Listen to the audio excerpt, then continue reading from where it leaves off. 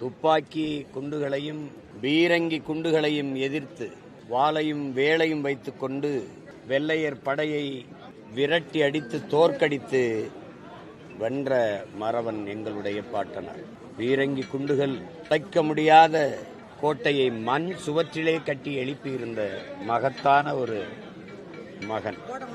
இன்றைக்கு தமிழ் இளம் தலைமுறையினர் மான உணர்வும் இன உணர்வும் கொண்டு வீரத்தோடு வெகுண்டு எழுகிறார்கள் என்றால் அது எங்கள் பாட்டனார் நடந்து சென்ற அந்த வழித்தடம்தான். பேரை உச்சரிக்கும் போதே சோர்ந்து துவண்டு கைகட்டி வாய்புத்தி அடிமை நிலையில் இருக்கிற தமிழ் சமூகத்தின் பிள்ளைகளுக்கு தன்மான உணர்வும் இனமான உணர்வும் வீரமும் உணர்வு எழுச்சி கொண்டு பொங்கும்.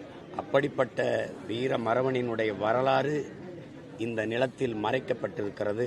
அவன் பேர பிள்ளைகள் மரியாதை செய்ய வேண்டுமென்றாலும் அவன் வாழ்ந்த இடத்திற்கு வந்துதான் செய்ய வேண்டியது இருக்கிறது.